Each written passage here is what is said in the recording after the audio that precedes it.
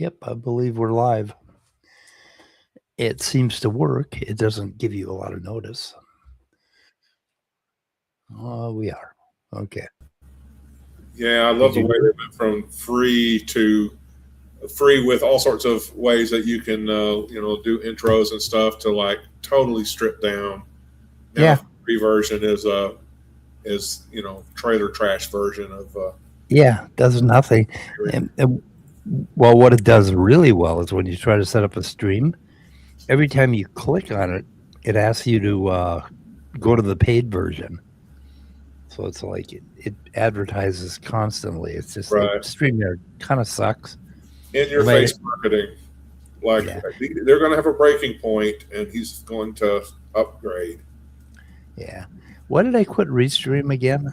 I can't remember. It just messed with your system a lot, but then again, so is this one now. It seems like. Yeah, this one does too. It doesn't work much better.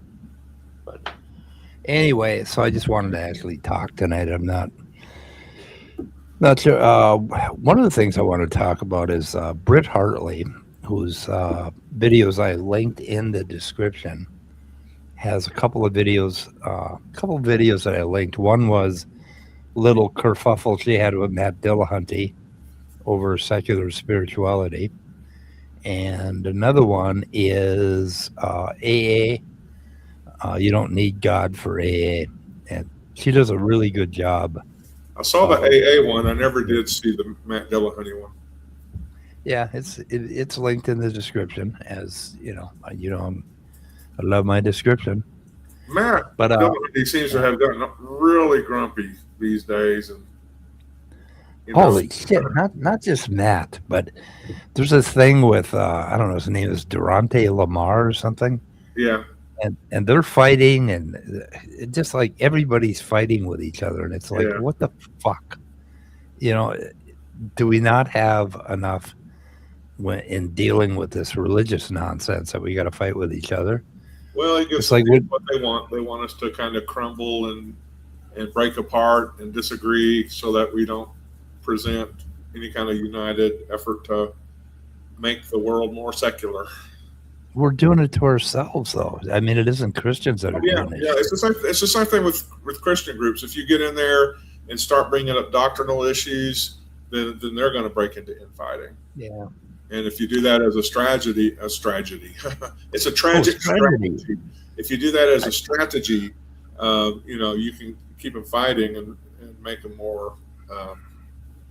Make them less effective. A strategy. How did you say that? A tragic strategy. Strategy. I can't even say it. Strategy. But it's a good word. Anyway, I came up with one too here. It's in my title, MetaLogical Naturalism. Yeah, I was thinking, is that a coined word, or is that a misspelling? I just made that up. I make shit up. I sit around in my backyard and I make shit up. You know me. I just make. Sitting in the backyard ought to be the source of innovation. I know. You like it. Yeah.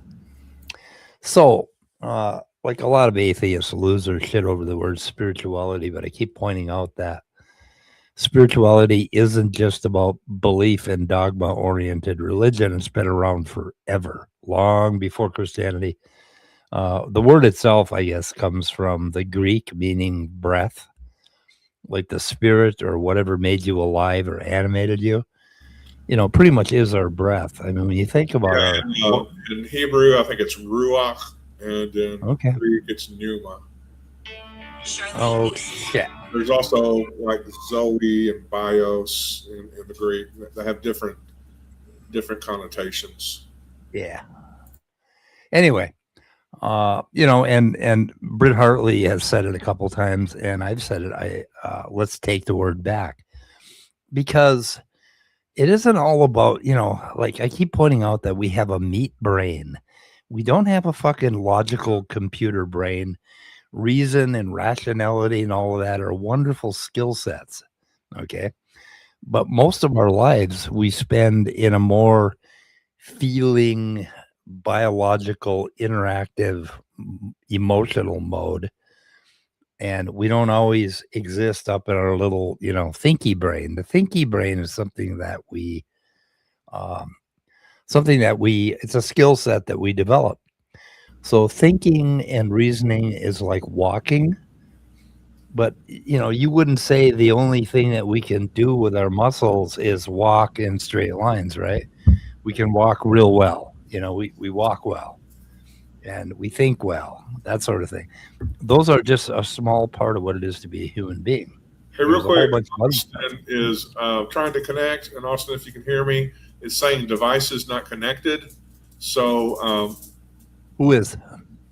I said Austin. Oh, Yeah, so try it again, Austin. And Robin, you're welcome to click. And so are you, Dan. Nice to see you out there, deconverted man. yeah.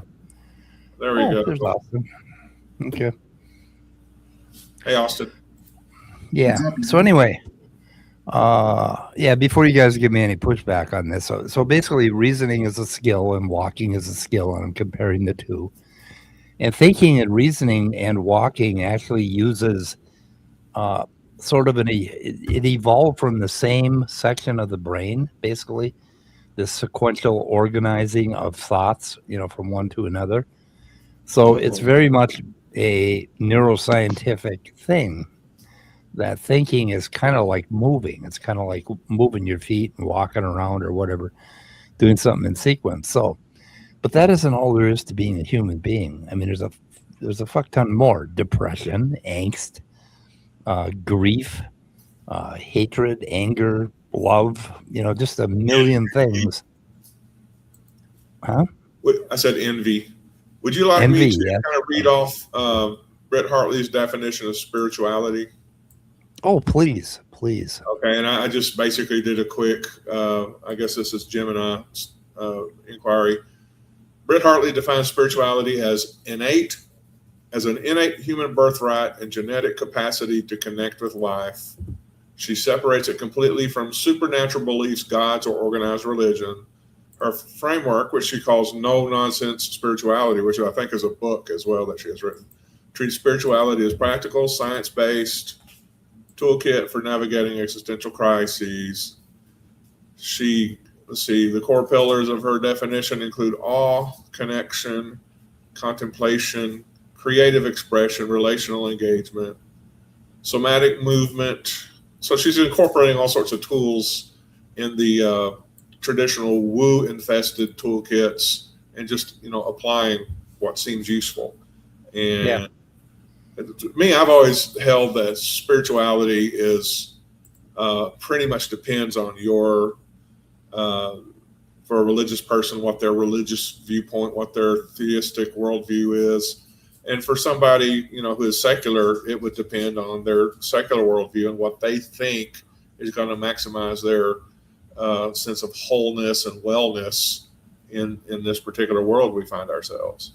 Yeah, but there's two aspects of this. So there's the thinky part, right? We're going to reason and we're going to figure out what it is, and that's why I came up with this MetaLogical naturalism, which is kind of a joke, sort of. But the thinky part, and then there's the actual feeling, the whole rest of being a biological animal in the universe for the brief time that we're going to be here. We're like a little flickering flame that lights, just like lighting a match and then slowly fizzles out and burns out, at some point. Or sometimes gets snuffed out, quickly. But we're only going to be here for a moment. We're biological entities. There's a whole lot to living. And if you want to, you can take all of it and figure it out with science. And that's why I'm a scientist. I believe in scientism. I think that science is the very best way to answer any question. If you want to figure out what the fuck's going on in your mind when you have one of these crazy, weird spiritual experiences, put yourself in a fucking CT scan or a PET scan or something like that, and you will see something happening there. Huh? MRI machine. Yeah. You'll see something happening. You'll see certain areas of the brain lighting up in weird ways that aren't ordinary, and that's one of those. Well, it's so complicated. Spirituality is just feeling yourself alive, in all of its glory, everything, getting your body sensations. There's a hell of a lot more than just this reasoning mind, right? The reasoning mind is usually where we fuck things up. One of the ways we fuck things up is when we get these feelings, we'll create a religion or some kind of dogma or something about, this is, a message from my dead grandma or some goddamn thing. But that's all thinky brain stuff. That has nothing to do with spirituality. Spirituality is sans reason, sans thinky brain. It's not something that's not something you cogitate about or you figure out by reasoning. And Zen Buddhists figured this out a hell of a long time ago, thousands of years ago. And it's kind of interesting. But so I came up with this methodological naturalism is what we do. It's like, okay, if we got to figure something out, if you want to figure out why there is a wet spot on your floor, you will employ methodological naturalism. It's a very natural thing that we all do in our daily lives. It isn't just a sciencey thing, right? Right. We Somebody figure, with I have wet never boots prayed. or wet pants walked through there, and that's what left the puddle, right? We're not going to assume a ghost came by Right. and dumped a bucket out and then Yeah. floated away. Yeah. I have never Exactly. prayed to find out what caused that wet spot. Yeah. I In can Scott's usually figure case, it it's usually his dog. Yes. And in some cases it's a leaky roof or a leaky bathroom pipe or whatever. But that's methodological naturalism. And you're not saying anything about your fucking worldview or anything. You're not claiming that everything is natural. You're just looking for natural causes. And we do. The thing is, we all live our lives this way, no matter how religious you are. Hang on a second here. Got a problem. Well, It's I gonna think be while you have your problem, I will state that I will be the resistance. I will push back against spirituality and spiritual atheism. I think, and I don't think it's scientific, and it convinced me. Yeah, if you want to be a miserable son of a bitch, that's fine. But yeah, I don't mind a little pushback. But anyway, so I came up with this metalogical naturalism, which is like, okay, if something happens, like you're thinking about calling your friend, and then you're all of a sudden the phone rings and it's the friend that you were thinking about calling, and they call you, right? So metalogical naturalism seeks to use methodological naturalism to figure out what just happened. It's like, I got a friend and her and I have this like inner timer where if I haven't talked to her for about 3-4 days, one of us will call the other, and we frequently call each other almost, within the same hour, or sometimes we jinx dial each other, and it goes right to voicemail because we're both calling each other at the same time. But I mean, there is a very, very naturalistic way to look at all of these weird things that happen in human social circles. Right. You could say, for instance, on that one, that's just the law of large numbers, or you could say there's some circadian rhythm thing occurring there, some memory trigger. Yeah, go ahead. Yeah, okay. So that's metalogical naturalism seeks to find something in the complexity of the universe, something in this wonderful physical universe, with the laws that we know of, some complex pattern that is impinging on us and giving us all these, wow, that was synchronicity and that was kind of weird and all that stuff. So you're looking for, it's like methodological naturalism. You're looking to exhaust all natural explanations first, or you're looking to stay in that realm, right? You're not going to attribute it to I go to these awkwardly Zen meetings, and some of them are really good, but some of them, they're just so full of woo that I can't even stay there. I mean, like they're communicating by spiritual messages and they're doing readings on each other and all this fucking bullshit. And for me, that totally drains the life out of spirituality. Spirituality is not done with dogmatic frameworks where you believe that minds are spirit things communicating and all that bullshit. So most of what your typical person calls spiritual is just bullshit. Real spirituality doesn't do any of that. It just feels it. It just experiences it. There's one other thing I what want to that mention. reminds me of, Mike, if I can get in for a second, is Reiki. Yeah. Are you old enough to have experienced Reiki? It used to be way more popular than it is now. Oh, hell, it's popular now. I mean, I've never still kind of popular, but yeah. I don't know what the hell it is even.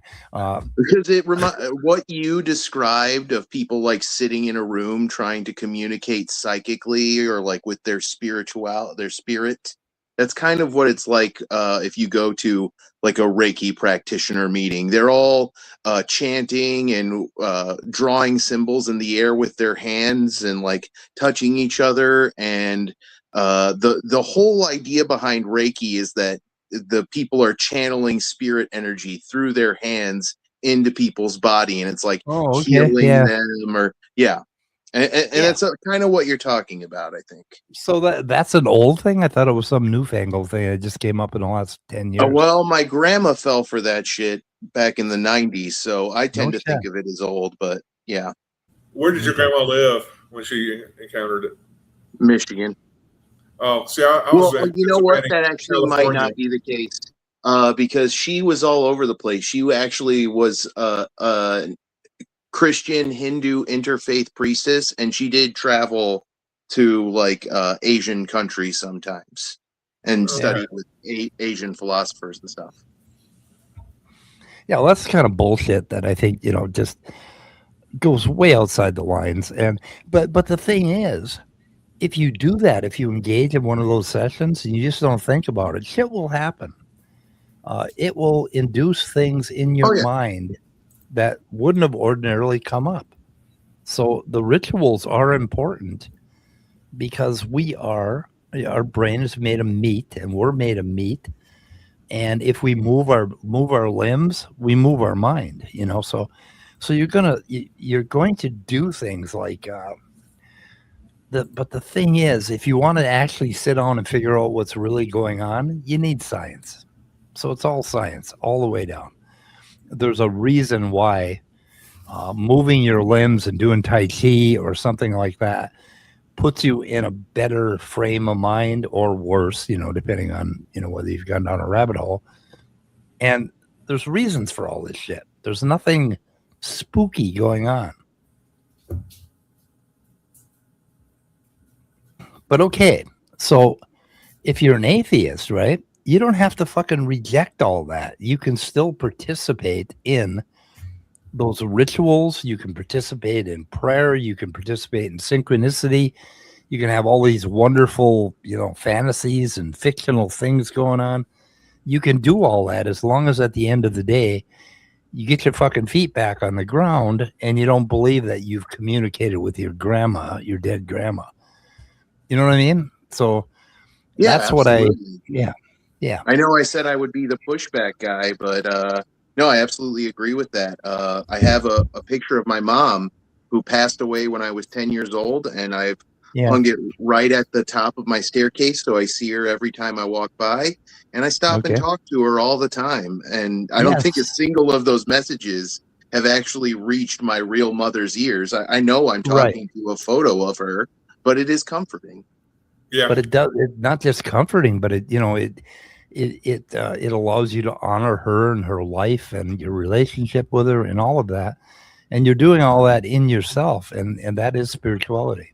Absolutely. It's basically, like I've been making all these trips up to northern Minnesota, and I go in all these places where I used to stand, where I did things like I went to the exact location where I dropped my first hit of acid when I was 19 years old, a month back. I mean, they didn't put a memorial up there for that. They should have some standing stone with an engraving. Yeah. Mike Brusnak began his career with psilocybin here. Right. No, LSD. LSD. Okay. LSD.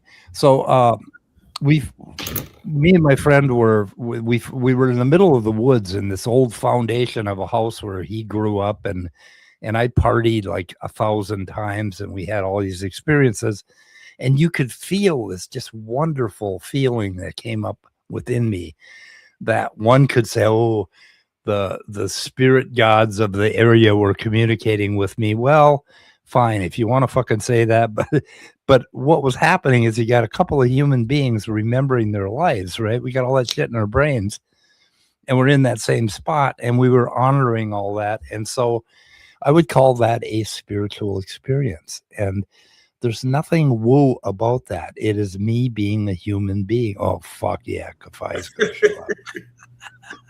Oh, he would love this one. Oh, have we said psilocybin? I said it once. I said it 3 times. He'll be here. But anyway, so like when I have my psilocybin experiences, well, okay, let me tell you how I got into all this shit. And I've told this story so many times, you guys are probably sick of it already, but when I was 15 years old, I was like experiencing unbelievable stress with my relationship with my crazy alcoholic father and my crazy fucking family.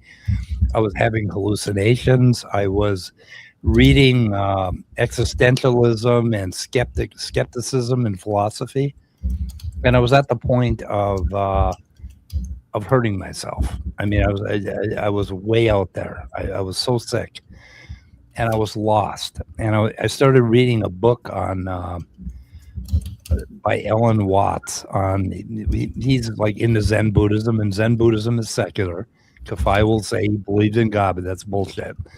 And I was reading this book, and he brought me on like a little thought experiment, and I had this like blow up spiritual experience that lasted for 3 days.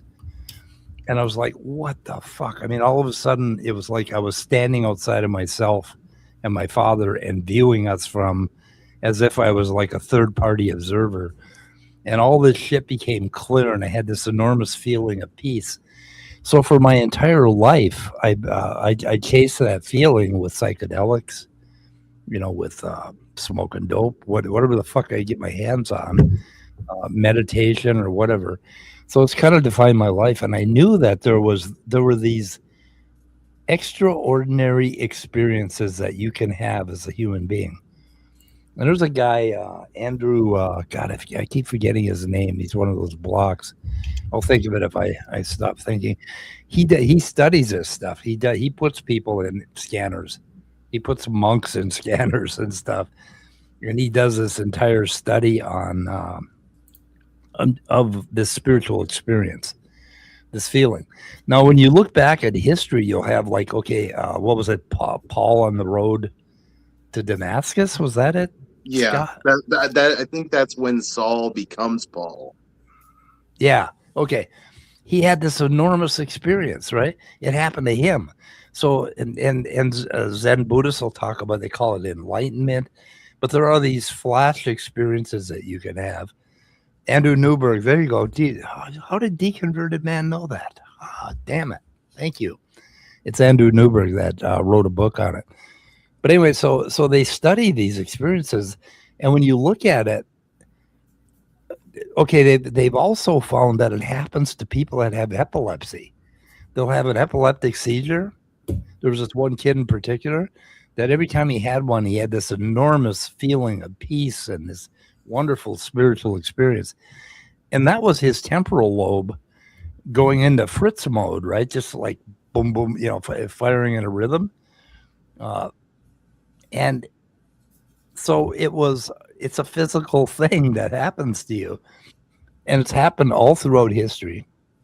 And people have, we can't ignore that. Okay. There is a state of being, there's a state that your mind can get in that is called and Christians will call it a personal experience with God. So one of the things that pissed me off about Matt Dillahunty is when he gets somebody on the line or whatever, or he's talking to them, they'll start getting down to talking about why they're believers. And they'll start talking about this personal experience with God. Now, what he should do is drill down into that and say, well, what the fuck is that? You know, how does that manifest subjectively? And he should actually talk to him, because they are having a significant experience that they are interpreting within the dogma of their religion. And what we need to do is separate those two things. Okay. Yeah, they're experiencing a sharp decline in neocortex activity, experiencing a sharp decline in parietal lobe activity. There is a very specific neurological phenomenon that's associated with that God experience. That's true. Yeah, the default mode network, which is the network that keeps you in space and time and tells you where you are and what you are, that totally fucking shuts down and goes away. And that's, but your cortex lights up. You said the neocortex shuts down. It's just the opposite. It becomes, Oh, sorry. Yeah, I said that backwards. Parietal lobe activity declines. Cortex activity inclines. My bad. The communication between the temporal and parietal lobes kind of goes to hell. That's the part that kind of goes to hell, the part that keeps you grounded. And then you'll feel like, oh my God, I'm not in my body anymore. And you get all these feelings, right? And you can do it with magnets. You can do it with a seizure. You can do it with drugs. You can do it by hitting somebody on the head. You can do it by shutting their heart off for a few minutes and reviving them. I mean, you end up with these extraordinary experiences. So, D-Man, what's up? Hey, I've told the quote-unquote spiritual things that were in my past before, I think, to you. I don't remember now, but I don't know. I could talk about that, and you could say what that was or what we think it is or whatever if you want. I don't know. That's why I came in, and if not, that's fine. I can. No. Go ahead and tell me what you want to. Yeah, I've shared this before, but it's been a while. But so when I was younger, I would talk to my imaginary friends out loud from time to time. They're still with me, but they show up as stories. They don't talk as much as we did back then. And right. It was just part of my head, or maybe different ego or super. I don't know. You can get Freud in with all that, whatever. But this one night, because I had insomnia even when I was young. And I was walking outside my house, so it's like, I don't know, super late at night, midnight, 1 o'clock, something stupid. Like, it's dark, the streets are pretty much empty, and I'm just talking to them. And then this weird feeling came over me, like there was someone there. And then as am talking, it doesn't feel like me anymore. And suddenly they're saying, go home. And I'm like, but I'm not saying, and then I start saying, like, I'm breaking the fourth wall, quote unquote, saying, like, you're not saying that though. Who's saying that? That's not what, like that, what's going on? Like, it's coming out of my mouth, but it doesn't feel like it's me, you saying what? And then I'm like, all right, nothing's going to happen. I'm going. And then all that feeling, just that feeling of that presence faded. And then everything kind of returned to normal, and I was talking to them, and it felt normal again. And I'm like, okay, whatever. And I went to an old school that I used to be at way back when I was young, and looked at the play equipment and had some nostalgia. And then as I went home, there's this, oh man, it's hard to explain, but there's this wall that holds back dirt that's in a curved shape. And then there's a sidewalk below that. So you have this giant mound of hill, but it's a sheer cliff if you're to walk over instead of walking on the sidewalk. So I'm walking on that because, of course. And this bully from my school pops out of the bushes and pushes me, and I fly off and break my arm. Wow. So, go to the hospital, blah, blah, blah. Yeah. So, of course, I'm thinking, okay, this at the time, because I was a Christian back then, I was like, oh, that was, God was trying to warn me, but I didn't listen. and that's how I contextualize that. Yeah. But then when I became a skeptic, I would think about this and be like, well, okay, what happened? And I'm like, did my subconscious just because it was a weird situation? And then like I knew about the phenomenon that happens with the tongue talkers, where if you talk the tongues, your brain is activating, but it's not the centers of speech, and it doesn't feel like you talking anymore, even though it is. So maybe the like combination of those things, but I didn't know that the bully lived there, so maybe my subconscious was just warning me in general, and then nothing happened. But see, if it, and then if it was God or the ancestors, the spirits or whatever, why then? There was other times they could have warned me about, in life. Right. Why never again? Why this one and only event? So it's like, okay, it's a natural thing, and I just don't know all the things about it. Right. Or why is it because you weren't listening? And it wasn't because God didn't adjust for the static in the atmosphere and send it. Yeah. Well, because you say no and it goes away, right? And so, well, why that if you say no to God, He gives up on you. That's sort of spiritual stuff. But it's like, well, so I don't know. So what do you think of that? Because I don't think it's spiritual or anything, but that is a really common experience. There's I'm not sure which way I should go with this, but okay, so there are certain highways in Minnesota that I do not like to drive on. I get a horrible feeling. It's almost like somebody's telling me, no, don't go there, don't go there. And I'm tense the whole time, and that's my intuition. One of these highways is Highway 7. I used to live out there. Well, when I think about it, in my lifetime, I ran across 3 horrific accidents on Highway 7 and heard about a number more, right? So, I mean, of course, that's going to be something that gives me a bad feeling. When we were like 20 years old, I was going through another one of my alcoholic, drug-induced crises, and we went deer hunting out in this place called Sax, Minnesota. It's a big bog. It's a gigantic bog, and it's famous now, world famous for bird watching. A lot of people go there. You can look it up. Anyway, we all went hunting, and we all had done acid the night before, of course, so we were vulnerable, right? And we all came in for lunch, and we said, something's fucking wrong out there. I don't want to go back out there. And I came up with this idea of the Sax demon, because one of my friends saw a tree and he thought it was a banshee. It was a dead log or dead tree off in the distance. And this was, of course, a November morning, snow on the ground, frozen bog where you can fall through. And I mean, it's a dangerous place, this bog, right?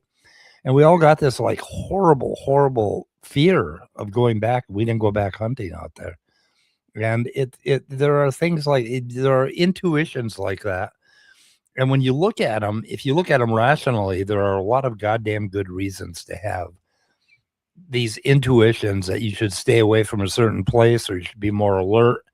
You should watch your back. You feel like, the hair is standing up on the back of your head. You feel like there's something breathing on you. Sometimes there actually is.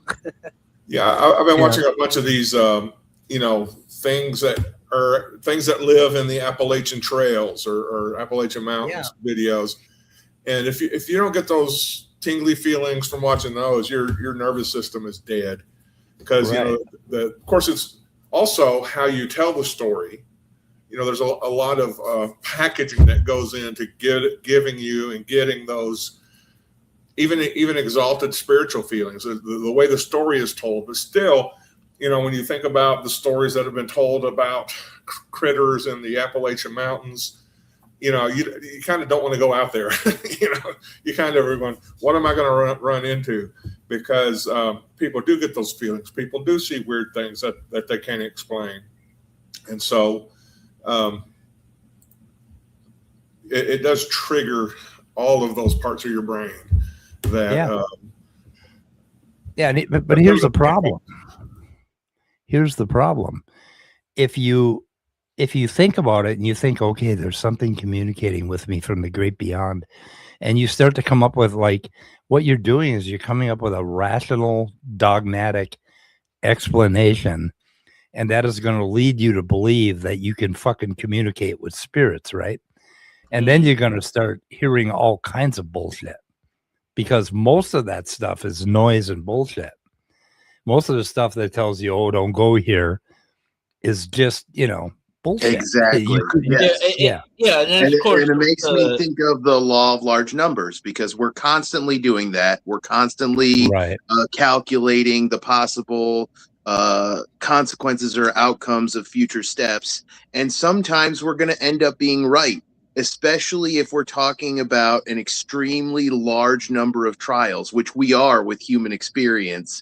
So since that number of trials is near infinite, basically every combination of imaginable events is going to happen eventually. So it's eventually going to happen that some kid's going to walk around and he's going to go out loud, man, I shouldn't walk alongside this ledge. And then somebody's going to push him off. Yeah, exactly. Right. In No, that I wish it exact had been that moment. specific. And it's going to seem so significant to him, but it's you compare it to billions of kids who will never have that experience, it suddenly doesn't seem so amazing, right? And of course, if nothing had happened, then it wouldn't be a story. It'd be like, and I Exactly. ignored it, and nothing happened, but I Nothing remember it happened. because it was kind of weird. Maybe I would still remember it, but it But, wouldn't be a story anymore. but and if then the other thing, not as spiritual-ish, Mike, but something you guys might, and the rest of you might get a kick off of. We were at a houseboat trip in youth group, and they had a speedboat, and I rode behind the speedboat in a little inner tube, and I was like, okay, I dropped off, and I was, it's fun, whatever. And then I thought, okay, and I was like, okay, you want to go? I was thinking maybe I should be done now. And then they're like, come on, you want to go again? And I'm like, one more time. And then I was like, uh-oh. And then the voice in my head was my mom saying, okay, if you ever say one more time, stop then. Because when I went skiing once, she told this story. When I went skiing, I said one more time, and I broke my leg. So if you ever say one more time, just stop. And I'm like, no, whatever. I'm not going to listen to mom, whatever. And I went, and I got back in the tube, and they take this turn, and I went off into the rocks. I got little teeny tiny cuts, nothing major, it's fine, but it did hurt. And, I'm griping all the way to the hospital, whatever. And I was fine. But I was like, oh, that's because I didn't listen to mom, And then, now that would have been a good lesson, maybe, listen to your mom. Maybe that's a decent lesson, right? Yeah, okay. But then the sermon was God is our rock, and I'm like, okay, God, all right, this is funny. Hello, aha, I get it. You're the rock, I got it, because I got thrown in the rocks, I get it. And then the next time, the sermon on Sunday was also about the rock and how God's our rock, and we were singing that rock song. Yeah. About God being the right. Well, okay, I get it already, But now as a skeptic, I'm like, well, that's just, just stuff out. I mean, that's well, okay. Here, I have a point about that maybe you haven't thought about before. How many different meanings are there to the word rock? Right, there's a lot. So but it was at the time it seemed like if you had an experience with God that involved running, you would never stop hearing. Exactly. That's the other thing. What's that? I forget what it's called. But because run has more meanings than any other word in the English language, right? I forget it, but when you see one thing in there, you're like, oh, I've seen that so many times. And it's like you're seeing it all pareidolia. Yeah, that. Yeah, so that's what that is. But I have to address Mushroom X here, or Mushroom. What is it? Mushroom. Mushroom? I don't know what the fuck that is, but what are you talking I have about? To address. I have something on the screen. I can't find MetaLogical Naturalism in the Stanford Internet or Encyclopedia of Philosophy. Is MetaLogical Naturalism a portmanteau of metalogic and naturalism? No, it's kind of a joke on methodological naturalism. And I've been, like, when I run into all these people, I believe in all this woo stuff. What I want them to do is I want them to think about nature and the complexity of, the fucking remarkable complexity of nature in the universe first. So I want them to, so basically I call that MetaLogical naturalism, in that I'm going above the spirit shit and I'm looking at something logical, and I'm looking at naturalism first before I look outward, to something else. Does that make sense? It's Kind of. yeah, it's something I thought of today when I was dealing with a bunch of woo heads, right? They're into Reiki and all this fucking weird shit. And I'm like, you guys are missing the point. Because when you go out and just walk in the forest and look at all the shit out there, I mean, this complexity is like a jewel. It's all interrelated, and you're interrelated, and you're a biological thing. You're a part of the universe, and you're missing all of the naturalism, which is, I think, a hell of a lot more imaginative and more creative than all this woo shit, that there's a spirit or something, or a spirit mind. You know what I mean? So I think naturalism is much more imaginative and spiritual than this woo shit is. So that's what so I came up with this weird, it's meant to give you pause. So that's why I came up with it, Mushroom. So, You're trying to beat them at their own game, huh, Mike? Well, yeah. I'm trying to get them to look at fucking nature and have a little respect, for God's sake. Yeah, I think look at the carbon atom. This is one I think Hartley's in her video about AA, talking about using all the parts or whatever. Yeah. It's pretty good because, I always want to know from people who think that you don't need to believe in God in order to do AA, what they do with that part of the 12 steps that talk. And you'll have to remind me of the exact wording about, submitting to God as you know him or know it or whatever. But what Hartley does, and this is why I think y'all should watch that video that Mike has linked in the description, is in her approach is to kind of equate God with reality as it actually is. And there's a quote here on the screen that I drew from ChatGPT's analysis of what she says and thinks. She emphasizes surrendering to reality as it actually is, rather than to one's ego or preferred story about reality. And I think that's where a lot of the spirituality, a lot of the struggle comes from, is realizing that your particular narrative about what's happening to you in your life, or even the nature of the world, it depends on a narrative that you have spinning in your head, and a lot of the conflict, a lot of the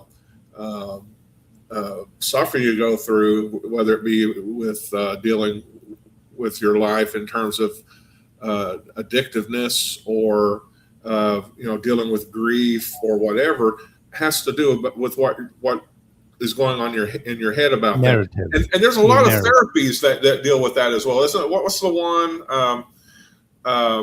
I can't remember, where they constantly get you to reframe what's going on in your head and gauge it in a more cognitive behavioral therapy. There you go. Something like that. Okay. So, Scott, I've talked about this before. But the third step in AA is this really pisses me off. I don't think Britt was even born when I was talking about this shit in 1974 in AA meetings. And it's like, you fucking youngsters, you're just not respecting your elders. It's like 74. I didn't even exist. I know you guys didn't even exist when I was thinking about when I first got into AA. I realized it was Zen Buddhism. That was my very serenity, right? Right. Anyway, serenity now. Sorry. So it's like turning your will and your life over to the care of to God as you understand Him is basically understanding, moving away from that thinking narrative thing you got going in your mind, which is dogma, right? And religion is the same thing. It's all dogma. It's all thinking narrative. Okay, you move away from that and you just accept reality on reality's terms. And they have the serenity prayer. Accept the things you cannot change, change the things you can, and the wisdom to know the difference between those two things. I mean, it's a really important way to live when you're dealing with something. You like something really interesting, and I just had an affliction. I just been afflicted by depression again. Leave my shit And- alone. And depression manifests itself as a feeling first, and then you come up with a narrative. Like you have this weird feeling like your body's just suddenly you're sluggish, you don't feel good, you're not extremely positive, you don't want to go for a walk, you just like, fuck it, I want to go take a nap. And then you say, oh, I am depressed. Well, when you say I am depressed, it's like you pulled a notebook out and you wrote a narrative, right? And then what happens is that comes from your cortex. It feeds back into your limbic system, your emotional system, and it makes you more depressed. And it's a cycle, and it keeps going around and around. And there's some new therapy that basically deals with that, addresses that. Yeah, the But it's, cyclical it's all nature of narrative. depression is one of the most devastating things about it, because like it makes you nutritionally anhedonic, which makes you less healthy, which makes you more depressed. Yeah, exactly. And it just keeps it keeps feeding back. So what you need to do is break the narrative, but God, that's easier said than done. It really is hard to break that narrative when you start to feel. Yeah, I think that religion just co-opted all these things, these weird things we experienced, labeled them and all that. Now, I don't know if it did that deliberately or accidentally or whatever, but either way, that's what it did. And like these things, they're weird. And it's like, just weird stuff happens, All right. Anyways, oh, this guy doesn't like lobsters. Can I ban him? I want to ban him. He doesn't like he sins. He sins. Unacceptable. Must be banned for that. What a heathen. All right. See you guys Our later. Leviathan lobster god will Yeah, I'm continue. still- Yeah. Are you Thanks for leaving? the For blasphemy. guys. All right. Peace out. Eat stuff. I don't know. Whatever. Yeah. Okay. Thank you for stopping in. Thanks, Mike and guys, and whatever. See you later. I'm alive. Okay. I have an experience not unlike our buddy D converted man here. Oh yeah. But it's not any. It's not as I'm gonna cool. listen though, but I'm gone. Mine's kind of lame. The night before I found out that my mom passed away, I had a dream in which I was in a completely different state in the country from her, and I had a dream that I got on the bus from school in that state, and then got off the bus at my home state, Texas, out in front of our house at the time, and that I was looking around for her in the dream, and I couldn't find her. Yeah. And then the next day, we found out that she had died. And for years, I was like, I think that was a prophetic dream. I think I saw the future, or I read something. I felt something. Now I think I just missed my mom. I was just a kid who missed my mom. And so I dreamed about my mom. I dreamed about what I was going through. And I just connected the two afterwards. Yeah. And if you have a belief about those experiences, you over time, as you remember it, you will embellish it. Yeah, right. Yes. Yeah. Yeah, And then I went into the swimming pool, and there were math equations written on the bottom of the pool, and I was doing those very math equations on my math homework the next day. And they spelled out Jesus. Yeah, right, yeah. Yeah, and the more you embellish, the more it becomes real to you. Like I had this experience of Jesus above my bed when I was okay, so there was this forum that wouldn't allow you on unless you were a believer, unless you believe in Jesus. So I pretended I was a believer for a long time, and I wanted to. What I was trying to do, they were all young Earth creationists, and I was trying to convince them of old Earth evolution.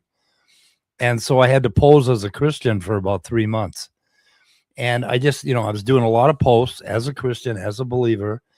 And then I went to sleep one night, and I started to fall asleep, and then suddenly I woke up, and I felt this like something above my bed, right? A presence, right? And it was one of those falling off the cliff dreams, right? Well, then within like minutes, I had embellished that to, some sort of fucking Jesus thing up there, right? And then over time, now when I think back of that memory, I see a picture of Jesus above my bed. And you know what? That picture looks exactly like the portrait of Jesus that hung behind Reverend Peterson in our Presbyterian church when I was 6 years old. White, Same long fucking hair picture, Jesus. right? White, long haired Jesus with a beard. So anyway, I realize I've embellished this memory now, and I have no fucking idea what the real experience was anymore. Other than that, I had this falling off the cliff, and like you're falling asleep real fast, and all of a sudden you'll jerk awake. And sometimes you get a really creepy feeling that you heard some, like sometimes I hear my son calling me from upstairs saying, Dad. And then I call him up and he hadn't called me. But I heard it just as real as, as if he yelled it down the steps. So you have these hallucinations. Old man probably needs to go to the home now. I know. No, you have these hallucinations when you're falling asleep, and they can be like audio hallucinations are particularly real to me, and they can become embellished. And what you do if you have no mooring in metalogical naturalism, and you don't hold your feet to the ground, and you believe in all this bullshit like Reiki and your friends communicating through the ether and you're moving energy, if you believe in all that shit, you can fucking hurt yourself. You have to. Yeah, my prophecy about my mom's dream proves to me that I have the power of prophecy. And because I'm pretty sure Donald Trump's presidency is going to fucking suck, I better go do something about it, if you know what I mean. Yeah, exactly. Or you better buy a certain stock because you had a premonition that you should buy that stock. Right, yeah. And then you end up ruining yourself financially. Yeah. Yeah.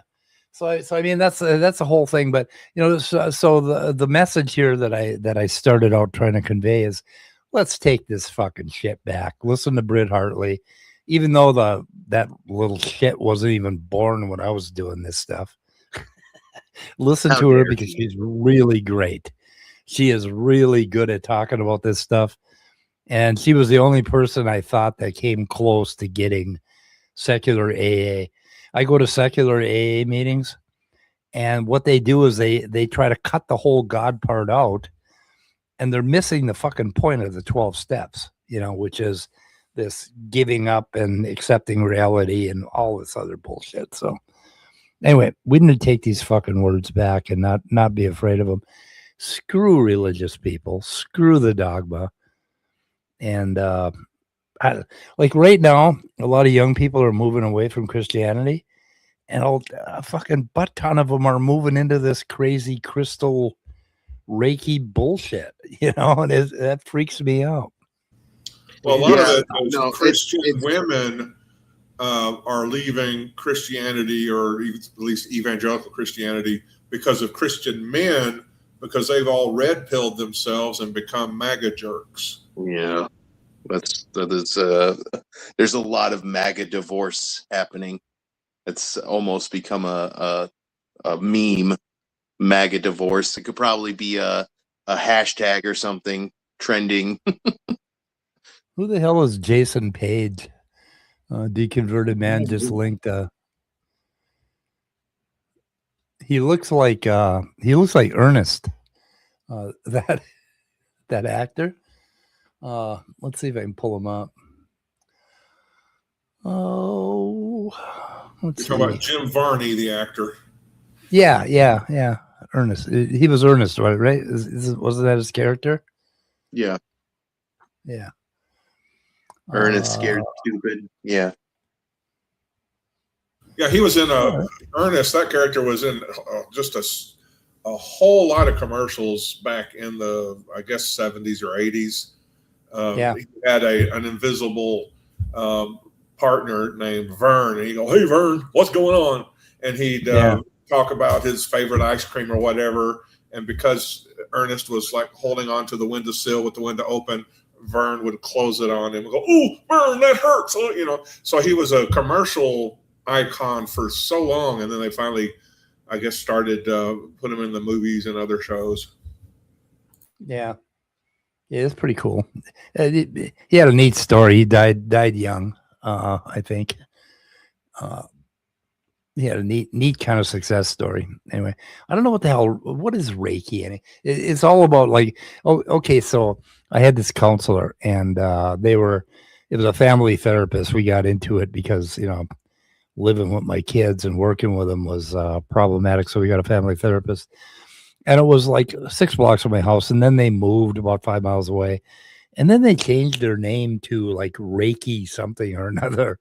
And I'm like, what the fuck? And they started doing this Reiki stuff where they lay you on a table and they put their hands over you, but they don't touch you, and they move the energy around. Apparently, the key in the word Reiki comes from the Chinese idea of qi. Okay. And Rei just means universal, spiritual, or sacred. So there is Chinese spirituality, or it's Japanese mysticism. Yeah, and, what's the stuff that's supposed to go through your body? Qi, I guess that's the qi. Yeah, the qi. Qi or qi, yeah. And it's basically kind of like a combination of, if you didn't know the medical stuff, how would you describe a nervous or circulatory system? It was that, except spiritual, Yeah. You have to have the qi flowing right. The Japanese have a saying about Reiki. It goes, Reiki nante te terameda, which means Reiki is bullshit. And I think maybe like the Hindu idea of chakras and stuff, it's kind of related to that as well. I'm not sure, but so anyway, yeah, it's a derivative of Eastern mysticism, like Austin said. What the hell? Wild man. I will D-man.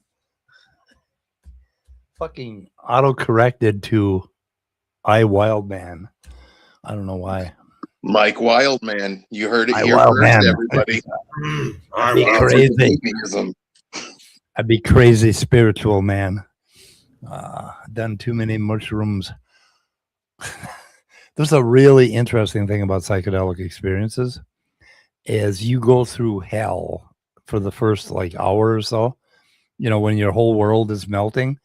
But then at the end of that, you get this feeling of just unbelievable gratitude and peace and expansiveness. And the entire universe looks just like, wow, what the fuck? This is great. It's almost like you go through this heavy emotional cleansing, and it just cleans you out. And all of a sudden you become like a child, just absolutely in wonder of everything around you. Have you ever watched the absolute masterpiece of a psychological horror film known as Jacob's Ladder? Oh, I've started to watch that a bunch of times, but never ended up doing that. Phenomenal movie. Okay, it's so good. But my favorite scene in the whole movie is the end. And this doesn't really spoil anything. It's just a very beautiful thing that the character says. He has this friend in the movie who's helping him. And his friend is really intelligent. He's a very smart guy. And he's talking to him about what he's going through. And he says, if you're dying and you're not ready to leave, you see demons all around you tearing your life away, right?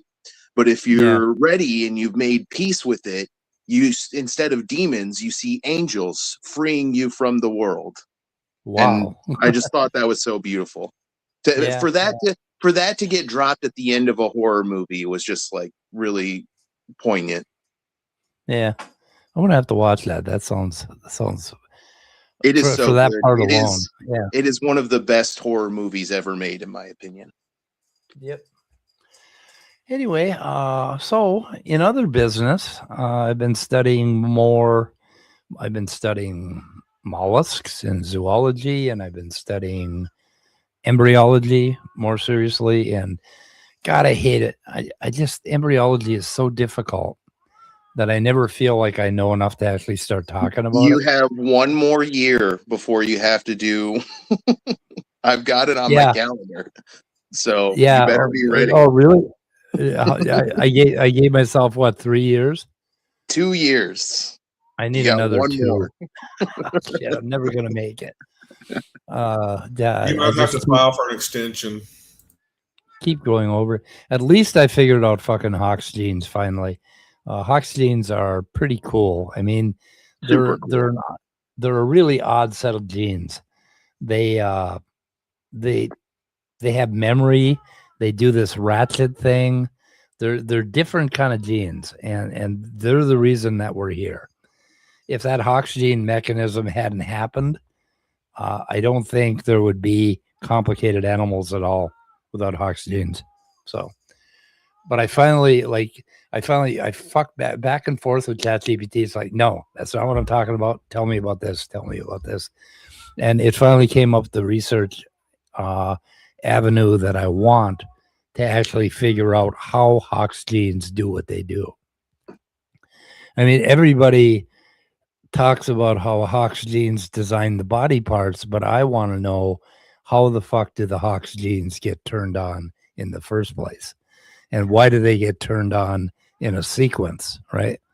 Like Hox A1, A2, and A3, or Hox 1, 2, and 3 will get turned on right away in an embryo, and then Hox 4 will get turned on, and then Hox 5. Well, how the fuck does that happen? And I finally started figuring it out. So, well, you know what creationists will say, Mike? They'll say God hawked Duad. Yeah. He coded it. He hawked them up. Yeah, he coded it that way. I don't know. And then, and I've been thinking, working on different ways of looking at evolution and population thinking. I ran into a paper by Daniel Nicholson where he just started talking about population thinking applied to cells in your body and to cells as in a developing organism. Like all of your cells are like a population, and there's all these statistical trends. And then I've applied that to looking at populations of like insects and how evolution happens. And I'm kind of putting together some ideas that I hope someday I can fucking talk about coherently. I think not only can you apply evolution to cells as a population, you could apply it all the way down to molecules. Yeah. Yep. But the neat thing about, like embryology, like cells, you'll like an organism will divide. You start out with one cell and it'll divide into 2, then 4, then 8, 16. Well, about that time, some of these cells, like on the bottom, will end up being a little bit different than the cells on top.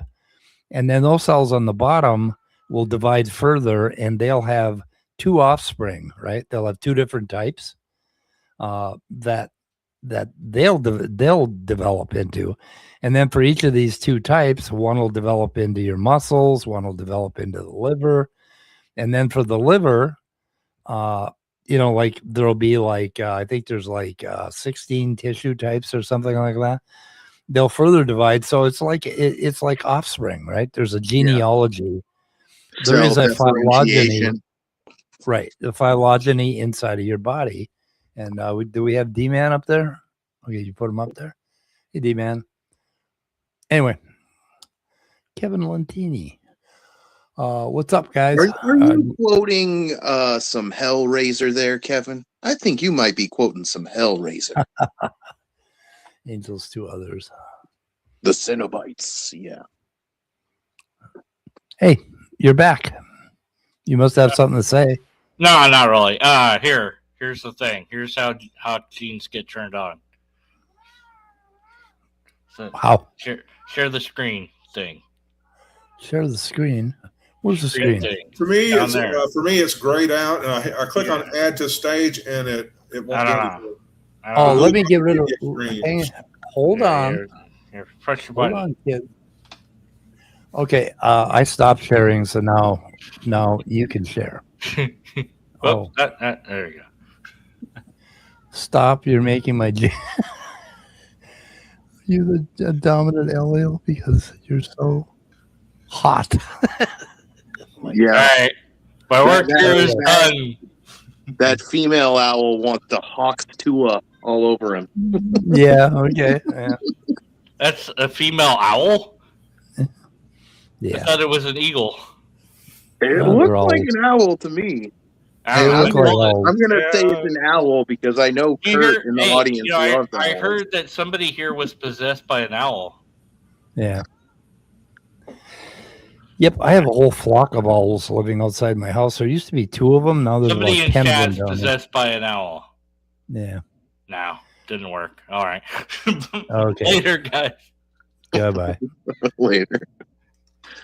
Everybody's fond of owls, except Yeah. for mice and shrews and Simon Cowles. Oh yeah. God, I was watching an owl sitting on a branch, and he was watching a squirrel in a tree, and that squirrel jumped from one branch to another, and the owl swooped down and caught him midair.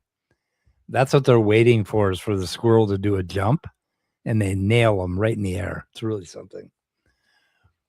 Not pretty bad for the squirrel. Poor squirrel. But happy owl, poor squirrel.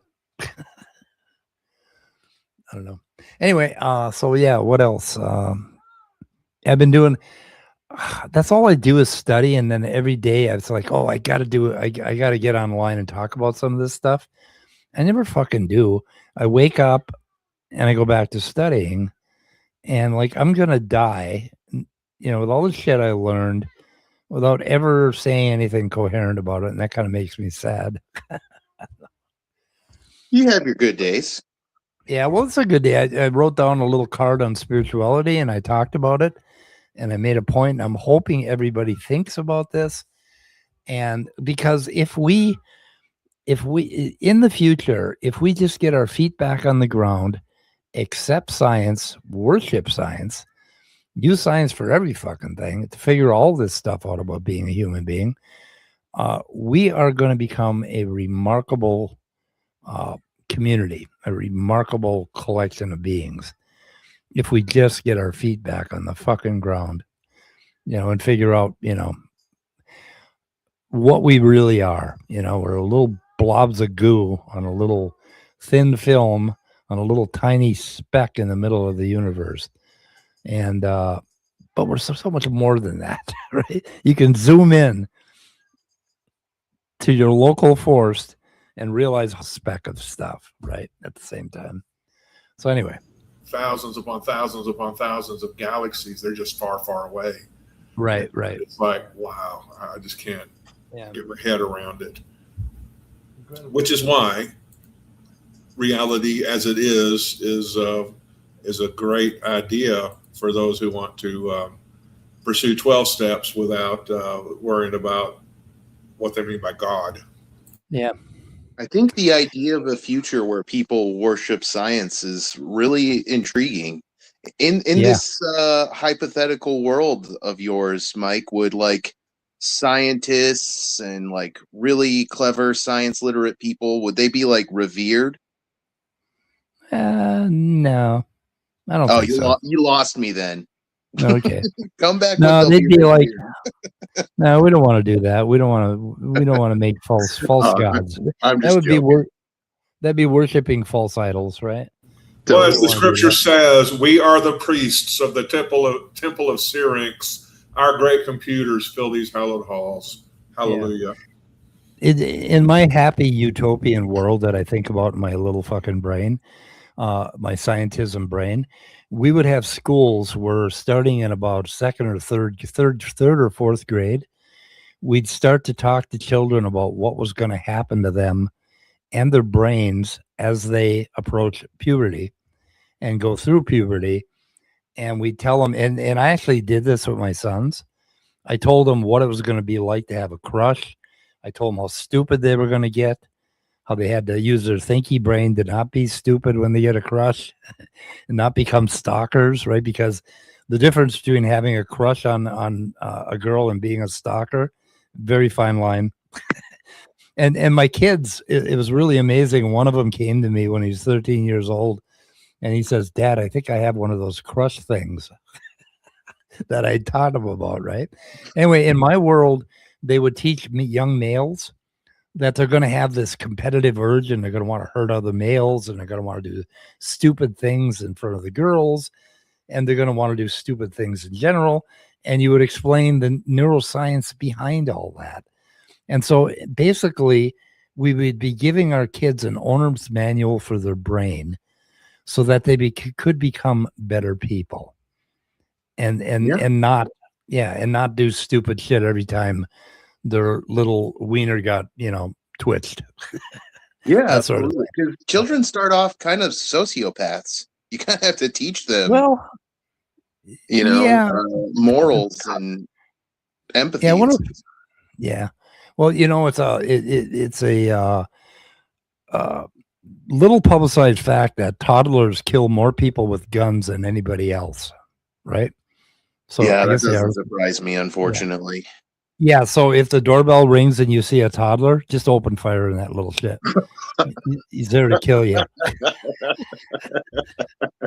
Anyway, or some middle does not condone. Some middle school kid with cookie trying to sell you cookies. No, don't trust that little sociopath. Yeah, I just draw my weapon. I don't know. Anyway, well, I'm gonna get demonetized. Yeah, you might though. You joke, but the algorithm is not that discerning, so you do have to. The algorithm has no sense of humor. No. Yeah. Anyway, pretty cool. Okay, so and the other thing that's going on is fucking Rebecca and Cornelius Hunter.